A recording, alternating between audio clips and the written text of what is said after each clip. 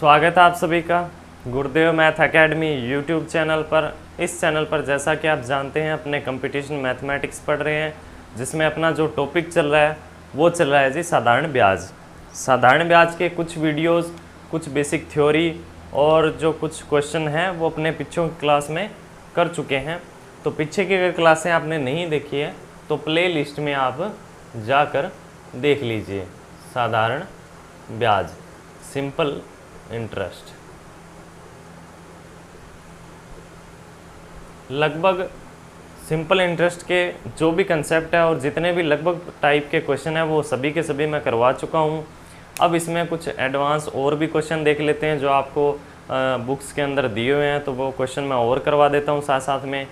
या फिर इसके अलावा अगर कुछ क्वेश्चन और बाकी रहते हैं तो वो क्वेश्चन मैं अगली क्लास में कंप्लीट करवा दूंगा। लगभग 1 से 2 क्लास में अपना ये जो टॉपिक है वो आगे की 1-2 क्लासों में ये टॉपिक लगभग कंप्लीट हो जाएगा। फिर अपने इसके बाद में स्टार्ट करेंगे CI चक्रवर्ती ब्याज। ठीक है, शुरुआत करते हैं आज के वीडियो की। कुछ क्वेश्चन जो लिए हैं वो आगे कर लेते हैं, जो आपको किरण की बुक के अंदर मिल जाएंगे, जो आपको अभ्यास के लिए पीछे दे रखे हैं। क्वेश्चन अभ्यास के लिए महत्वपूर्ण प्रश्न दे रखे हैं, उन्हीं क्वेश्चन में से मैं करवा रहा हूँ। तो आप क्वेश्चन जो है वहाँ से देख सकते हैं। बाकी मैं स्क्रीन पे साथ साथ में दिखाता जाऊँगा और साथ साथ में आपको नोट भी करवा दूँगा। ठीक है, शुरुआत करते हैं आज के वीडियो की। पहला क्वेश्चन लेते हैं। क्वेश्चन जो है वो आपको दे रखा है कि रहीम ने अनिल को 10% प्रतिवर्ष की दर पर साधारण ब्याज पर एक निश्चित धनराशि ऋण दिया। उसी वक्त रहीम ने सुनील को 12% की दर से प्रतिवर्ष की दर से अनिल को दी गई धनराशि से 2000 रुपये अधिक का ऋण दिया। 3 वर्ष के बाद अनिल एवं सुनील मूलधन एवं ब्याज रहीम को लौटा दिया। यदि रहीम को अनिल की अपेक्षा सुनील से 1020 रुपये अधिक प्राप्त हुए होने ही थे, ठीक है, तो रहीम से प्रत्येक ने कितनी धनराशि उधार ली थी। ठीक है, क्वेश्चन ये कहता है कि जो रहीम है, रहीम ने एक को पैसे दिए हैं, किसको? अनिल को। कितने रुपए दिए हैं? X रुपए। ठीक है, और किस रेट से दिए हैं? 10% से। और क्वेश्चन किसका है? साधारण ब्याज का। अगला, रहीम ने फिर किसी और को पैसे दिए हैं, वो है सुनील।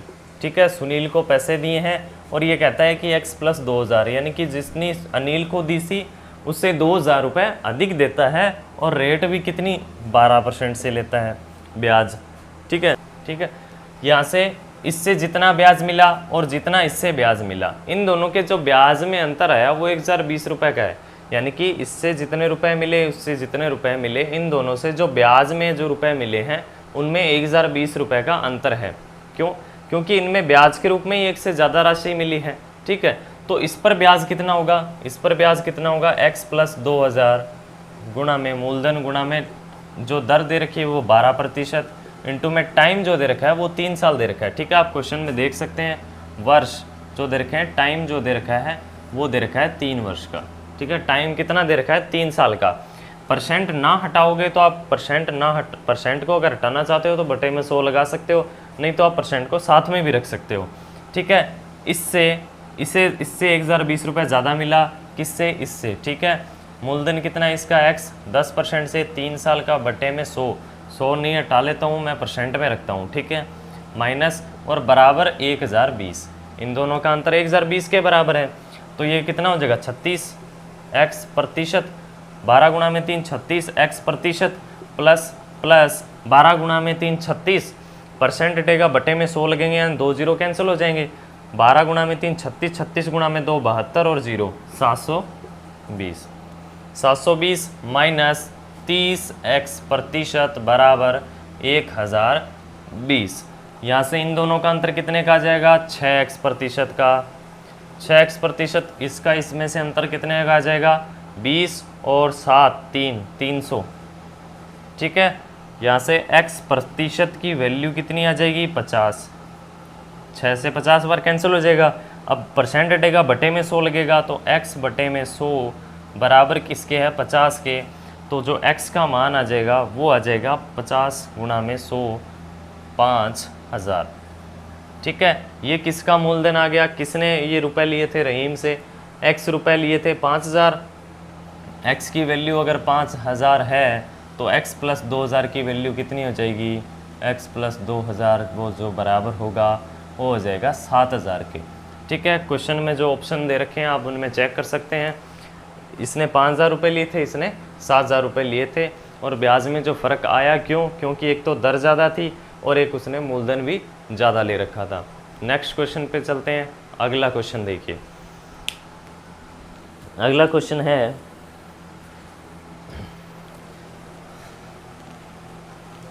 साधारण ब्याज के लगभग जो क्वेश्चन है वो मैं करवा चुका हूँ, लगभग सभी टाइप के क्वेश्चन कंप्लीट हो चुके हैं। कुछ क्वेश्चन और बाकी है वो मैं करवा देता हूँ। इसके बाद अगर कुछ एडवांस लेवल के और भी अगर क्वेश्चन मिलेंगे तो मैं उस पर आगे रेगुलर जो है क्लास बनाता रहूँगा, वीडियो उसके रिलेटेड अपलोड करता रहूँगा। ठीक है, उसके साथ में अपना जो अगला टॉपिक है चक्रवर्ती ब्याज वो भी शुरू कर देंगे, और साधारण ब्याज से अगर रिलेटेड और भी अच्छे अच्छे क्वेश्चन मिलते हैं तो उसके भी मैं वीडियो साथ साथ में अपलोड करता रहूँगा। नेक्स्ट क्वेश्चन देखिए, अगला क्वेश्चन है एक पुरुष 4200 रुपये 8% वार्षिक ब्याज बैंक में जमा करता है, 1400 रुपये डाकखाने में 6% वार्षिक ब्याज पर जमा करता है।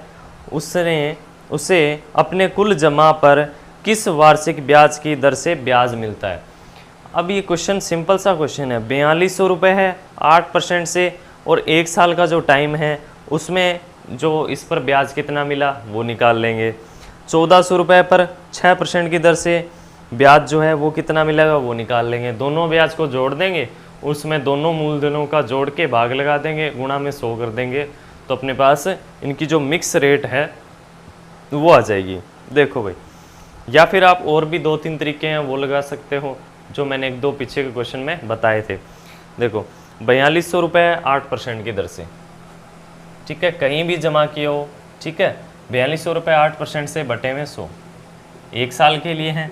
ठीक है, तो कितना हो गया 6, 8 से 32 और 1 33, यानी कि 336 रुपये ब्याज मिला। दूसरी बार 1400 रुपये है वो उसने जमा कर रखे हैं, वो जमा कर रखे हैं 6% से, 6% से एक साल के लिए बटे में 100, 20 से 20, 14 गुणा में 6 84। ठीक है, इतना ब्याज यहाँ से मिला, इतना ब्याज यहाँ से मिला।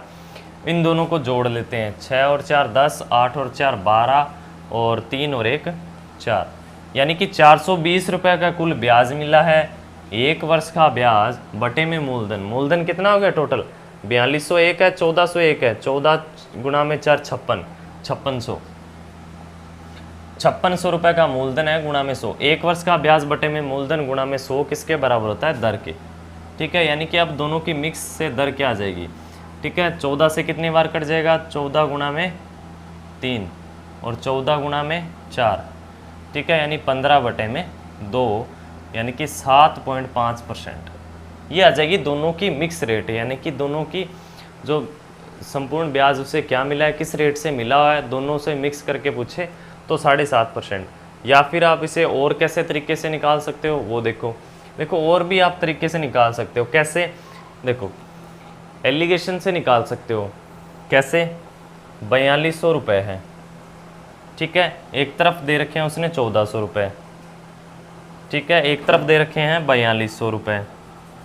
ठीक है, अब आपको जो दे रखा है ये दे रखा है, इन दोनों का अगर अनुपात निकाल लेते हैं। ठीक है, और इस पर रेट जो दे रखी है 8% और इस पर रेट दे रखी है 6%। ठीक है, अब आपको मिक्स रेट पूछी है कि मिक्स रेट क्या होगी 6% से और ये 8% से। अब इनका अनुपात ले लेते हैं तो ये कितना हो जाएगा 1:3। ठीक है, अब यहाँ से एक रेट सेट करनी है जिससे ये 3:1 में हो जाए।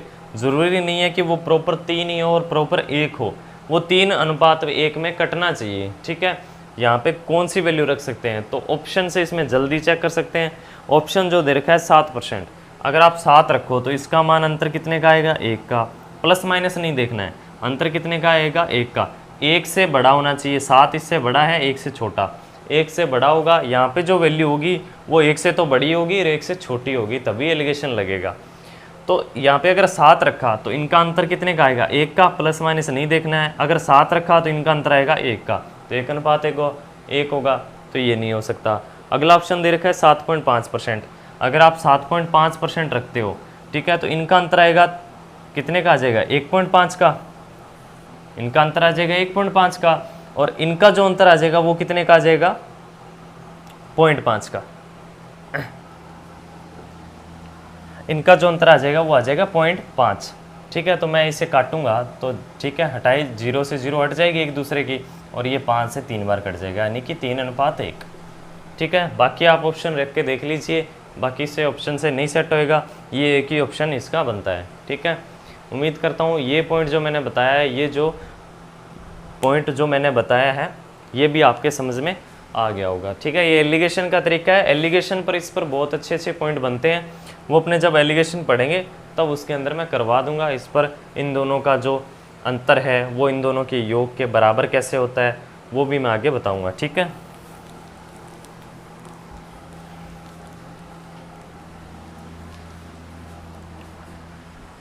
अगला जो क्वेश्चन है वो आपको दे रखा है, एक व्यक्ति ने कुछ रुपए किसी को 5% वार्षिक दर पर कर्ज दिया, 6 महीने बाद उसने उतने ही रुपए 6% दर पर एक अन्य व्यक्ति को कर्ज दिया। एक निश्चित अवधि के बाद उसने प्रत्येक से 6,900 रुपये मिश्रधन प्राप्त किया। उसने प्रत्येक व्यक्ति को कितने रुपए का कर्ज दिया था, यानी कि उनका मूलधन बताना है। पहले जो रेट है वो 5% है, अगली बार ये कहता है कि 6 महीने बाद उतने ही रुपए किसी और को दिए हैं, और उस पर जो रेट है वो 6% है, और प्रत्येक से मिश्रधन है 6,900। देखो कैसे करेंगे, देखो कोई भी मूलधन मान लेते हैं, मूलधन मान लिया मैंने P है, P मूलधन है। ठीक है, उसकी रेट क्या है 5% रेट से। ठीक है, टाइम मैंने मान लिया T टाइम तक उससे क्या लेता है, ब्याज लेता है, बटे में 100। ठीक है, ब्याज प्लस उसका मूलधन वापस जोड़ दिया तो ये मिश्रधन हो गया, और ये मिश्रधन कहता है 6,900 के बराबर है, ये क्वेश्चन में दे रखा है। इसके बाद यही मूलधन उसने फिर किसी को और को दिया है, सेम इतना ही मूलधन, और अब जो रेट है वो 6% है, 6% है, और अब ये कहता है कि 6 महीने बाद, 6 महीने बाद, यानी कि जितना जिस टाइम में इसको दिया था उसके 6 महीने बाद दिया है, यानी कि इसको तो 6 महीने कम लगेंगे ना, इसका तो ब्याज 6 महीने कम का होगा। आप किसी को 6 महीने बाद दोगे तो इससे तो 6 महीने का इसका कम का ही टाइम आएगा, तो यहाँ पे जो टाइम आएगा वो T माइनस इस टाइम से 6 महीने कम, 6 महीने का मतलब 1/2, यानी कि आधा साल मैंने माइनस कर दिया, तो यानी कि इससे 6 महीने कम। ठीक है, बटे में 100 प्लस में इसका मूलधन इसमें ऐड कर दिया, तो ये कितना हो गया, ब्याज प्लस मूलधन मिश्रधन हो गया, और मिश्रधन ये कहता है फिर 6,900 के बराबर है। दोनों का मिश्रधन इसने बराबर दे रखा है। ठीक है, यहाँ से अब आप इन दोनों को एक दूसरे के बराबर रख सकते हो। ठीक है, एक दूसरे के बराबर रख सकते हैं, ये कितना हो जाएगा 5P इंटू में T बटे में 100। ठीक है, और इन दोनों को एक दूसरे के बराबर रख सकते हैं, 5P 5, ये कितना हो जाएगा 5PT प्लस 100P। ठीक है, प्लस में ये P लिख लेता हूँ एक बार। ठीक है, इसको जब इसके साथ अंदर मल्टीप्लाई करूँगा तो P गुणा में 6T, 6PT, और इसका जब इसके साथ मल्टीप्लाई होगा तो कितना हो जाएगा, 6 में 2 का भाग लगाऊंगा 3 माइनस 3P, और बटे में कितना दे रखा है 100, और प्लस में इसका मूलधन दे रखा है P। ठीक है, इन दोनों को मैंने आपस में बराबर रख दिया, P इधर प्लस का है इधर भी प्लस का है, यानी कि ये उधर जाके माइनस हो जाएगा, तो ये कैंसिल हो जाएंगे, 100 से 100 कैंसिल हो जाएगा। इन दोनों का अंतर कितने का आएगा, P इंटू में T, 5PT 6PT, ये इधर आके माइनस होगा तो माइनस का PT, और बराबर किसके होगा, माइनस के 3P के, माइनस से माइनस कैंसिल, P से P कैंसिल, तो T का मान कितना आ गया 3, यानी कि टाइम जो आया है वो अब अपने पास आ चुका है 3 साल। टाइम जो आ गया वो 3 साल आ गया। ठीक है, टाइम 3 साल आ गया। अब अपने को क्या निकालना है, प्रत्येक का मूलधन निकालना है, तो मूलधन इंटू में जो 5 दर है, इंटू में टाइम 3 वर्ष का है, बटे में 100 प्लस मूलधन बराबर 6,900, ये दे रखा है, इसी से अपने निकाल सकते हैं। ठीक है, ये कितना हो गया 100P, और ये हो गया 15P, 115P, बटे में कितना हो गया 100 बराबर 6,900।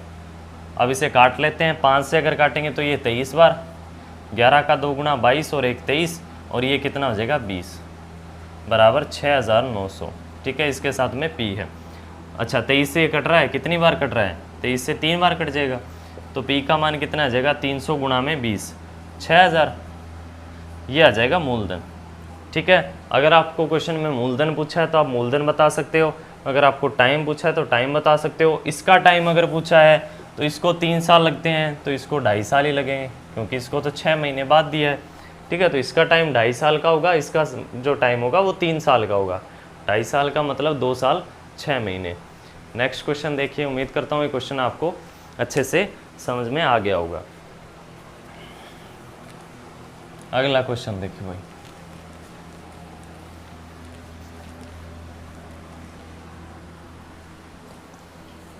अगला क्वेश्चन है, एक व्यापारी अपनी वस्तुओं पर 2 प्रकार के अंकित मूल्य रखता है। एक व्यापारी जो है अपनी वस्तुओं पर 2 प्रकार के अंकित मूल्य रखता है। एक मूल्य नगद खरीदार के लिए और दूसरा 6 महीने के लिए उधार वालों के लिए। एक तो नगद खरीदार वालों के लिए रखता है, एक रखता है वो 6 महीने के उधार वालों के लिए। अच्छा, दूसरा 6 महीने उधार वालों के लिए यदि साधारण ब्याज की दर 5% हो, यदि साधारण ब्याज की दर 5% वार्षिक हो तो दोनों प्रकार के अंकित मूल्यों में अनुपात क्या होगा। और जो इसने दे रखा है, एक तो नगद के लिए और एक मूल्य एक रखा है उसने 6 महीने के उधार वालों के लिए, दूसरा उसने 6 महीनों के लिए जो उधार रहता है उनके लिए दे रखा है। कैसे करेंगे, देखो अगर कोई भी नगद, उसके कोई भी प्रोडक्ट है उसको अगर नगद खरीद रहा है तो वो उसे कितने रुपए देगा, मान लेते हैं x रुपए देगा। ठीक है, ये तो नगद वालों के लिए अंकित मूल्य उसका, यानी कि वो इतना रुपए लेगा। ठीक है, अगर उसे कोई उधार में खरीदना चाहता है तो वो ये कहता है कि मैं वार्षिक जो है ब्याज की दर लूँगा 5% और 6 महीने के लिए उधार दूंगा, यानी कि वार्षिक ब्याज की दर कितनी होगी, 5%। तो 6 महीने के लिए दर तो आधी हो जाएगी, 6 महीने के लिए जो दर होगी वो कितनी होगी, 2.5%। ठीक है, पूरे साल के लिए वो 5% की रेट से लेगा, तो आधे साल के लिए यानी कि 6 महीने के लिए वो 2.5% से ब्याज लेगा। 6 महीने के लिए 2.5% से ब्याज लेगा। एक को तो वो नगद दे रहा है, एक को जो है वो जितना नगद मूल्य है उतना तो लेगा ही लेगा, और उस पर 6 महीने का ब्याज भी लेगा। मूलधन पर 6 महीने का ब्याज किस रेट से, 2.5% से। 2.5% का मतलब 5/2 और प्रतिशत हटेगा तो बटे में कितना लगेगा, 100, यानी कि 5/2 का मतलब 2.5% हटेगा तो बटे में 100 लग जाएगा। यानी कि एक को इतने रुपए में देगा, एक को मूलधन तो ये लेगा ही लेगा, प्लस में जो ब्याज लेगा वो 6 महीने का ब्याज लेगा, और ब्याज की रेट क्या होगी, 2.5% होगी, यानी कि साल की 5% है तो 6 महीने की 2.5%। और इन दोनों का अनुपात पूछा है। ठीक है, x, ठीक है, अनुपात ये कितना हो जाएगा, 5 से कितनी बार कट जाएगा, 40 बार, 5 से 20 बार, 40 बार नहीं 20 बार, 20 बार कट जाएगा। ये कितना हो जाएगा, x प्लस x बटे में 40, ये हो जाएगा x अनुपात ये 40 और 1 41, x बटे में 40, x से x कट जाएगा, ये इतना आ जाएगा 40 और 41। ठीक है, अगर कोई नगद खरीदना चाहता है तो वो वस्तु अगर उसे 40 रुपये में देगा तो जो उधार लेने आएगा 6 महीने के लिए उसे वो 41 रुपये में देगा। ठीक है, उसकी कंडीशन ही ये है कि 6 महीने के लिए उधार देगा और साल की रेट लेगा 5%, यानी 6 महीने की 2.5%। नगद खरीदना चाहता है तो 40 और अगर उधार लेना चाहता है तो 41। ठीक है, इस रेट में वो उसे देगा। अब आप ऑप्शन देख लीजिए, 41 और 40 एक ही ऑप्शन दे रखा है, तो चाहे आप उल्टा लिखो चाहे सीधा लिखो। ठीक है, ये तो ऑप्शन अगर दूसरा होता है 40 और 41 होता है, ठीक है, तो उस हिसाब से सोचते हैं कि किसका पहले पूछा है, किसका अनुपात बाद में पूछा है। ठीक है, तो इसमें एक ही ऑप्शन है 41 और 40 या 40-41, कैसे भी आप लिख सकते हो, वो तो उनकी क्रमशः देने पर है कि किसका पहले दे रखा है, किसका बाद में दे रखा है। चलिए नेक्स्ट क्वेश्चन पे चलते हैं। उम्मीद करता हूँ ये क्वेश्चन समझ में आ गया होगा। 6 महीने का रेट कितना हो जाएगा, 2.5%, यानी कि 5/2%, और दोनों का मार्क प्राइस है उसका अनुपात पूछा है। अगला जो क्वेश्चन है वो दे रखा है, कुछ राशि जो है 6% साधारण ब्याज की दर पर उधार ली गई, पहले वर्ष के बाद 6,800 रुपये वापस कर दिए गए, शेष राशि पर ब्याज की दर 5% वार्षिक कर दी गई। शेष राशि पर ब्याज की जो दर है वो 5% कर दी गई। यदि दूसरे वर्ष का जो ब्याज है वो पहले वर्ष के ब्याज का 11/20 भाग है, पहले वर्ष का ब्याज जो है दूसरे वर्ष के ब्याज का, दूसरे वर्ष का जो ब्याज है पहले वर्ष का 11/20 है, तो कितनी मूल राशि जो है वो उधार ली गई। ये क्वेश्चन में आपसे पूछा है। देखो क्वेश्चन में ये कहना चाहता है कि कुछ राशि है 6% की दर पर उधार ली गई है और पहले वर्ष के बाद में 6,800 रुपये वापस कर दिए गए। ठीक है, तो मान लेते हैं कोई राशि पी राशि थी, ठीक है, उसे किस रेट से, 6% से, ठीक है, कितने टाइम तक, 1 साल तक, बटे में 100, ठीक है, बटे में 100, ये इतना मूलधन, इतना ब्याज हो गया, प्लस में उसने मूलधन, ठीक है, इतना मूलधन था। अब ये कहता है कि जो इतना ब्याज बन गया, अब ये कहता है 1 साल के बाद में उसने 6,800 रुपये वापस कर दिए। ठीक है, ये क्वेश्चन में दे रखा है। जो इसका पीछे जो इसमें सॉल्यूशन दे रखा है, इसी क्वेश्चन का जो इस बुक के अंदर पीछे सॉल्यूशन दे रखा है वो थोड़ा सा अलग तरीके से दे रखा है। हमारे हिसाब से जो इसका आंसर होना चाहिए, इसने जो आंसर दे रखा है वो दे रखा है 17,000 रुपये, और अगर सोचें तो इसका आंसर शायद 17,000 नहीं होना चाहिए, कुछ इसका अलग आंसर निकल सकता है। देखो कैसे, आपने देखो पी रुपए जो है, पी रुपए जो थे, ठीक है, पी जो रुपए हैं उस पर तो ब्याज लिया 6% से, ठीक है, पी रुपए जो है उस पर ब्याज लिया 6% से और 6,800 रुपये आपने वापस कर दिए। ठीक है, बाद में कितने रुपए बच गए, पी माइनस 6,800, ठीक है, ये रुपए बचने चाहिए। लेकिन जो इसे पीछे सोल्व कर रहा है वो इस तरीके से कर रहा है कि इसने, देखो मैंने तो किस में से घटाया है, मूलधन में से 6,800 घटाए हैं, यानी कि जितना मूलधन था उसमें से 6,800 रुपये उसने 1 साल के बाद में दे दिए, और बाकी के जो बचेंगे वो इतने रुपए बचेंगे, पी माइनस 6,800। इस पर जो है वो अगले साल 5% से रेट से ब्याज लेगा। 1 साल के लिए कितना ब्याज लेगा या कितना जो है इसका मिश्रधन हो जाएगा वो दे रखा है, वो आपको निकालना है। ठीक है, तो इसमें जो पीछे इन्होंने आंसर कर रखा है वो ये करते हैं कि मूलधन का 6% से इतना ब्याज हो गया, प्लस इसमें मूलधन जोड़ दिया, तो 100 पी और 6 106 पी बटे में 100। ठीक है, अब ये कहता है कि यहाँ से इसे काट के 53 पी बटे में 50 लिख सकते हैं।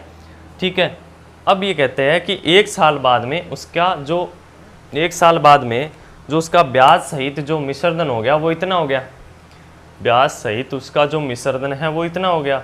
इसमें से ये कहता है कि 6,800 रुपये दे दिए हैं, इसमें से ये कहता है कि 6,800 रुपये दे दिए हैं। अगर इसमें से 6,800 रुपये अगर दे दिए हैं तो 53 पी बटे में 50 माइनस 6,800, यानी कि इतने रुपए तो दे दिए, 6,800 दे दिए तो इतने रुपए बच गए। ठीक है, इतने रुपए बच गए, और इस पर क्या लेगा, वो ब्याज लेगा, इस पर ब्याज लेगा 5% रेट से। अगर इस पर ब्याज लेगा तो ये तो साधारण ब्याज में ब्याज पे ब्याज लग गया, क्योंकि इसमें मूलधन के साथ में ब्याज भी जोड़ रखा है, और साधारण ब्याज में ब्याज पे ब्याज तो नहीं लगता। अगर ये इस क्वेश्चन में जो क्वेश्चन जिसने बनाया है उनका अगर सोचने का मतलब ये है कि जो इसने लिखा है ना कि पहले वर्ष के बाद में 6,800 वापस कर दिए गए, शेष राशि पर ब्याज की दर। अब ये जो कह रहा है कि शेष राशि, अगर वो शेष राशि मानता है मिश्रधन माइनस 6,800 को, शेष राशि जो ये मानता है कि पहले वर्ष का ब्याज भी साथ में जोड़ लो और जितना बचता है 6,800 माइनस करके उस पर रेट लगाओ। अगर शेष राशि वो इसे मानता है तो इसका करने का तरीका सही है। लेकिन अगर साधारण ब्याज में ब्याज पे तो ब्याज नहीं लगता, तो इसके हिसाब से इसमें इसका मतलब ये होना चाहिए कि मूलधन माइनस 6,800 गुणा में 5। अब इस पे मूलधन पे ही ब्याज लगता है, साधारण ब्याज में ब्याज पर ब्याज नहीं लगता है, जबकि इस क्वेश्चन में साफ साफ दे रखा है कि साधारण ब्याज की दर है। तो साधारण ब्याज की जब दर है तो ब्याज जो है वो साधारण ब्याज पे ही लगना, जो मूलधन पे ही लगना चाहिए, तो ब्याज पे ब्याज नहीं लगना चाहिए। अगर आप इस हिसाब से सोल्व करोगे तो अलग आंसर आएगा, इससे सोल्व करोगे तो अलग आंसर आएगा। मैं दोनों तरीके से आपको सोल्व करके बताता हूँ। देखो यहाँ से देखो उसने 6,800 रुपये वापस कर दिए, 6,800 रुपये उसने क्या कर दिए, वापस कर दिए। ठीक है, पहले ब्याज कितने पे लिया, मूलधन का 6% बटे में 100। ठीक है, ये ब्याज लिया पहले साल का, ये फर्स्ट ईयर का ब्याज है, फर्स्ट ईयर का क्या है, ब्याज है। ठीक है, दूसरे साल का ब्याज कितना होगा, मूलधन माइनस 6,800 रुपये उसने दे दिए गुणा में 5% से 5%। ठीक है, ये बराबर है सेकेंड ईयर का ब्याज, सेकेंड ईयर का क्या हो गया, इंटरेस्ट। सेकेंड ईयर का ये है इंटरेस्ट। और क्वेश्चन में दे रखा है कि जो दूसरे वर्ष का ब्याज है वो पहले वर्ष का 11/20 है। दूसरे वर्ष का ब्याज कितना है, P माइनस 6,800 गुणा में 5/100, ये दूसरे वर्ष का ब्याज है। ये जो ब्याज है ये 11/20 गुणा है पहले वर्ष का, और पहले वर्ष का ब्याज कितना है, P गुणा में 6/100, ये पहले वर्ष का ब्याज है। पहले वर्ष का ब्याज जो है, दूसरे वर्ष का जो ब्याज है वो पहले वर्ष के ब्याज का 11/20 है। यहाँ से 100 से 100 कैंसिल हो जाएगा, ठीक है। आगे अपने इसे काट सकते हैं, कितने से कैंसिल हो जाएगा, ये हो जाएगा 3 और ये हो जाएगा 10, ठीक है। ये हो जाएगा 33P और ये हो जाएगा 5 गुणा में 10 50P, ठीक है। इसके बाद मैं इसे आगे सोल्व कर देता हूँ। 50 गुणा में 5 गुणा में 8 34 और 1 0, ठीक है, और 3 0 2 0, ठीक है। ये हो गया बराबर, इसका जो गुणा हो जाएगा 11 गुणा में 3 33P, इतना हो जाएगा। अगर मैं इन दोनों का अंतर लेऊँ तो कितने का आ जाएगा, ये इधर आके माइनस हो जाएगा तो कितना हो जाएगा 17P, और ये उधर जाके प्लस हो जाएगा तो 34 1 2 और 3, 17 से कितनी बार कट जाएगा, 2 बार कट जाएगा, तो P का मान कितना आ जाएगा 2 1 2 और 3, ठीक है। ये इसका गुणा हो जाएगा, ये कितना हो जाएगा 34,000, ये 34,000 नहीं होगा, 3,40,000 हो जाएगा।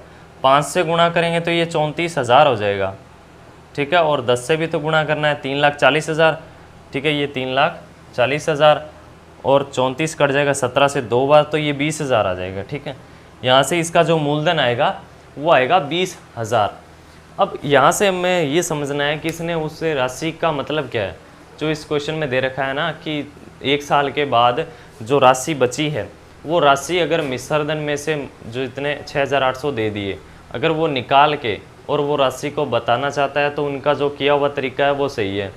लेकिन साधारण ब्याज पे कभी ब्याज पे ब्याज नहीं लगता, तो ब्याज पे ब्याज अगर नहीं लगेगा तो उस तरीके से वो जो तरीका है वो शायद गलत है, क्योंकि ब्याज तो मिल ही रहा है। पहले साल का ब्याज भी उसे अलग देगा, ठीक है, सेकेंड ईयर का भी ब्याज अलग देगा। जैसे अपनों ने सिंपल इंटरेस्ट की जो किस्त पढ़ रहे थे, किस्त में तो ऐसे ही कर रहे थे कि अगर मान लो किसी ने 1,000 रुपये किसी को दिए, ठीक है, 1,000 रुपये किसी ने मूलधन के रूप में ले रखे हैं, ठीक है। उसके बाद में जब भी वो ब्याज लेगा, जब वो किस्त लेगा तो मान लेते हैं 1 महीने की किस्त है या 1 साल की किस्त 100 रुपये है, तो वो मूलधन में से 100 रुपये माइनस करेगा, बाकी जितना बचेगा 1,000 में से मूलधन में से 100 रुपये माइनस कर दिए 900, अब 900 पर किस्त 900 पर ब्याज बनाएगा, ठीक है। फिर 900 पर ब्याज बनाएगा और फिर उसके बाद में 100 रुपये किस्त दे देगा तो 800 पे ब्याज बनेगा।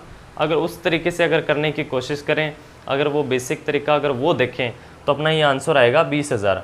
बाकी इन्होंने जो इस बुक के अंदर पीछे जो तरीका दे रखा है उसमें सिर्फ अपनों ने जो चेंज किया है, सिर्फ इन्होंने यहाँ पे चेंज किया है। यहाँ पे जो अपनों ने P माइनस 6,800 लिखा है, इन्होंने यहाँ पर लिखा है 5,353P/50 माइनस 6,800, ठीक है। इतना सा चेंज किया है। इन्होंने क्या किया है कि पहले वर्ष का ब्याज भी साथ में जोड़ लिया है मूलधन के, फिर उसमें से 6,800 रुपये माइनस किए हैं। अगर आप ऐसा करते हो कि मूलधन में से मूलधन प्लस ब्याज जोड़ लिया, उसमें से आप ये माइनस कर रहे हो, ठीक है। अब कुछ स्टूडेंट ऐसा भी सोचेंगे कि जब ब्याज जो है उसने हो सकता है साथ में ब्याज के पैसे दिए हों, 6,800 में से हो सकता है उसने ब्याज के पैसे दिए हों, लेकिन जब भी आप 6,800 माइनस करोगे तो वो ब्याज तो फिर भी रह गया, हो सकता है तो वो तो मूलधन के ही पैसे वापस होते हैं, ठीक है।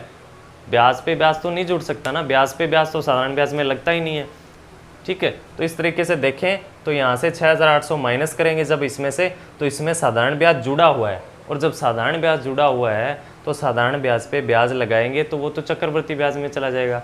तो साधारण ब्याज के तरीके से सोचें तो शायद इसका आंसर जो है वो 20,000 आना चाहिए। बाकी आप इसे कैसे करते हैं या आप इससे क्या समझते हैं या इस आपको क्वेश्चन जो है वो किस तरीके से करते हैं वो आगे आप पे डिपेंड है, ठीक है।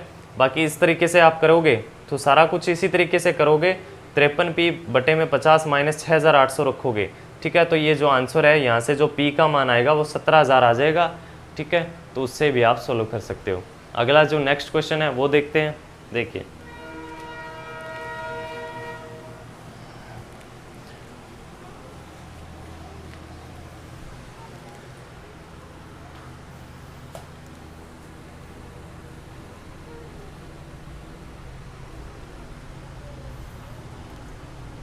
नेक्स्ट जो क्वेश्चन है वो दे रखा है, किसी धनराशि पर 18 वर्ष में साधारण ब्याज की राशि 2700 रुपये है।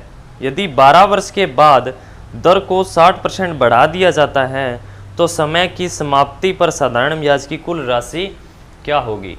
क्वेश्चन जो है वो थोड़ा सा समझने वाला है कि क्या कहना चाहता है कि किसी धनराशि पर 18 वर्ष का साधारण ब्याज 18 वर्ष में साधारण ब्याज की राशि 2700 है। कोई भी मूलधन है उस पर 18 वर्ष का जो ब्याज है वो है 2700 रुपये। यदि 12 वर्ष के बाद में दर को 60% से बढ़ा दिया जाता है, ठीक है, तो समय की समाप्ति के बाद कुल जो राशि है वो ब्याज के रूप में कितनी प्राप्त होगी।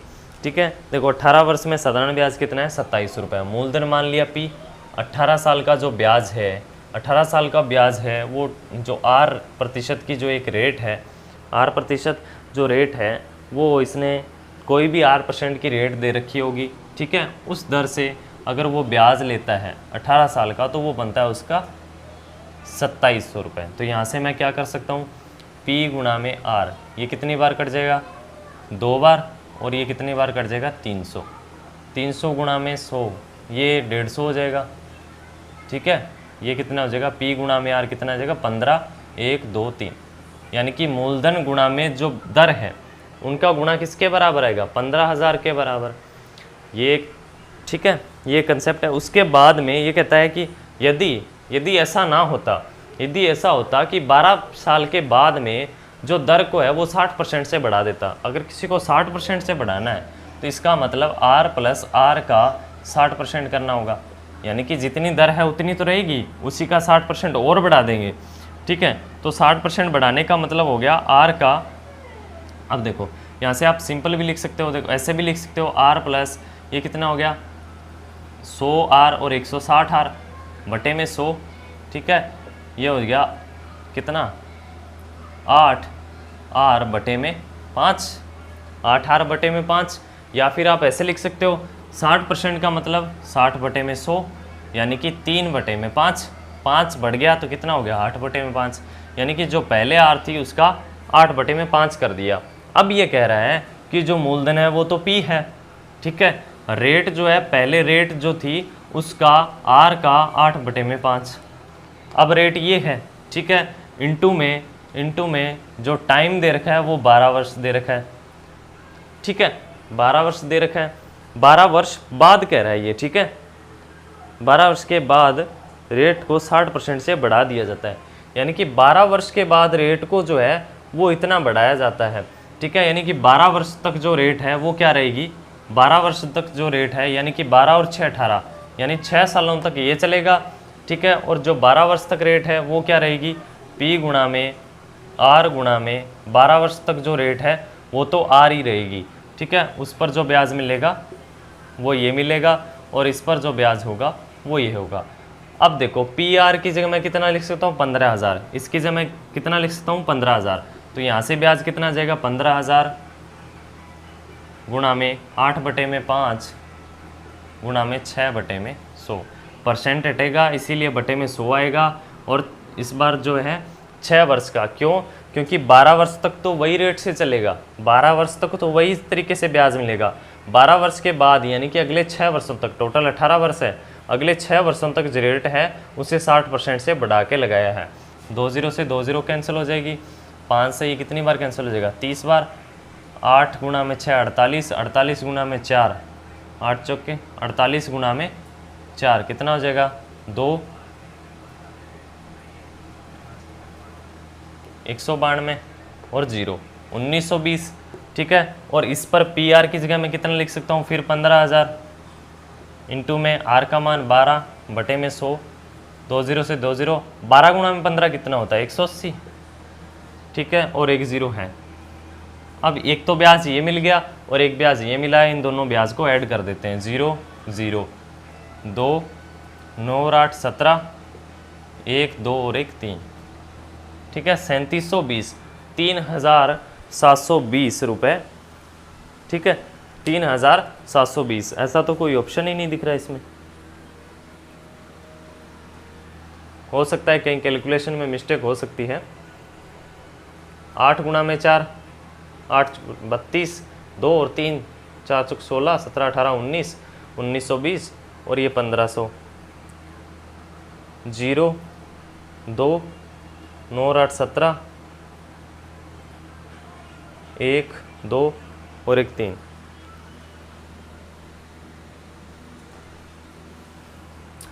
मिस्टेक हो गई होगी कहीं। रेट थी जो उसका 8/5 कर दिया है, 12 और 6 18, 8 गुणा में 6 48, ठीक है। 8 गुणा में 6 48, 5 से कितनी बार कट जाएगा 30 बार और 2 0 कैंसिल होगी। 8 गुणा में 6 48 गुणा में 3, ठीक है। यहाँ पे मिस्टेक होगी, 48 गुणा में 3 करना था ना, ठीक है। 3 करेंगे तो ये कितना हो जाएगा 8 24 और 12 13 14, 144 0, ठीक है। तो ये आएगा 1440, ठीक है। अब आपको ऐड करना है 1440 और 1800, 0 4 8 और 4 12, 1 2 और 3, 1440 और 1800। 6 वर्ष का जो ब्याज मिला 1440 और पहले जो 12 वर्ष का ब्याज है वो 1800 रुपये है, तो टोटल कितना हो गया 3240, ठीक है। 3 नंबर जो ऑप्शन है उसमें आप चेक कर सकते हो, 3240 रुपये जो है इस क्वेश्चन का आंसर है। कई बार छोटी मोटी मिस्टेक हो जाती है, कैलकुलेशन करते वक्त हो जाती है। नेक्स्ट क्वेश्चन जो है, आगे के जो क्वेश्चन है वो अपने अगली क्लास में करेंगे। आज की क्लास में इतना ही। आगे के जो वीडियोस हैं वो अपने अगर साधारण ब्याज से कुछ बेसिक पॉइंट और अगर कुछ क्वेश्चन और बाकी हैं तो वो मैं आगे की वीडियो में कवर करवा दूंगा। उसके बाद में अपने शुरुआत करेंगे चक्रवर्ती ब्याज की CI की, ठीक है। कंप्लीट टॉपिक पढ़ेंगे अपने। और वीडियो को आप शेयर कीजिए, चैनल को अगर सब्सक्राइब नहीं किया है तो सब्सक्राइब भी कर लीजिए। कुछ सीख पाते हैं तो ही आप आगे शेयर कीजिए, लाइक भी कीजिए और सब्सक्राइब भी कीजिए। तब तक आप रिवीजन करते रहिए। नेक्स्ट क्लास तक मिलते हैं अगली क्लास में। थैंक यू, धन्यवाद।